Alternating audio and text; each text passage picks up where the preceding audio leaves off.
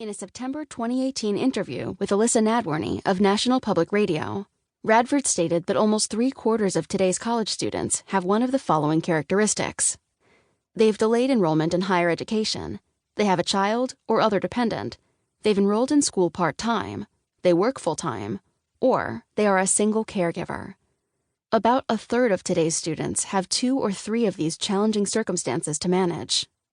These factors are the very reason many of our students choose to take college classes online. They need a flexible option that accommodates their work and family obligations.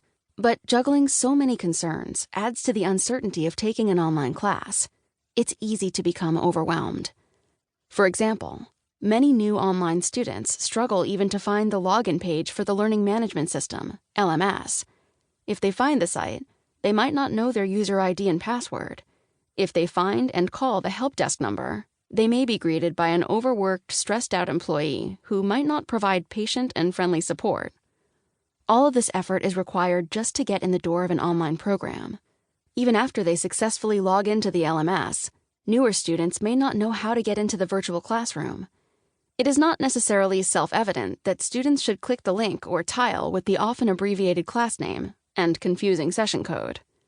Once online students finally get into their class, it is frequently unclear what they should do first. When college students walk into a physical classroom, they know the norms and routines.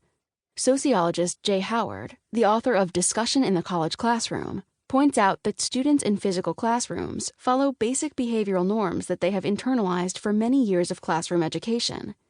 They sit in a student desk, face front, and wait for the instructor to come in and begin the class session. On the first day of class, he writes, have you ever arrived in your assigned room to find a student seated at the professor's desk or standing behind the podium ready to lead the class session? If you haven't, it's because your students are well familiarized to the norms of classroom education. They govern where students sit, how they interact with you and one another, and many other aspects of the learning experience. Many of these familiar educational norms do not operate in an online class. Instructors and other students are not physically present to help guide or shape an online student's behavior. They are being guided by words on a screen instead of by the fully embodied humans they're used to seeing in their courses. They might not be aware of how to start engaging with the course content. If they're new to taking online classes, they might stumble over seemingly simple tasks like posting to a discussion board or taking an online quiz or checking their status in the gradebook, and there's no one there in real time to ask for help. Because online courses do not provide these kinds of basic social supports, we can hardly blame our online students for what might look to us like poor, disengaged performance. We do little to set them up for success, even from the very first point of access. Just as in our imaginary first-day scenario, the system barriers and the lack of social support frustrates, demotivates, and discourages our online learners. Many students are tempted to give up altogether. And, quite frankly, so are many faculty. The growth of online learning. Online courses are not going away. Grade Increase, tracking distance education in the United States, reported that distance enrollments increased for the 14th year in a row, with 6.3 million students taking at least one online course, at a rate higher than enrollments have grown for the past several years. The authors further indicate that there are now fewer students studying on campus than at any point since 2012.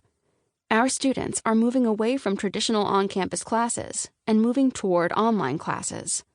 This growth of online courses poses a new challenge for higher education, preparing faculty to teach effectively in this format. A quick Google search on this topic reveals a wealth of resources to help faculty learn to teach online. This highlights the newness of online teaching. Many online instructors have not taken many online classes as students. This is certain to change over time. But at this point, most faculty teaching online have not experienced the apprenticeship of observation, a phrase first coined in 1975 by Dan Lordy. The 2002 second edition of his book, School Teacher, describes the unique experience found in the teaching profession. Lordy argues that new teachers entering physical classrooms have had decades of experience observing professionals on the job.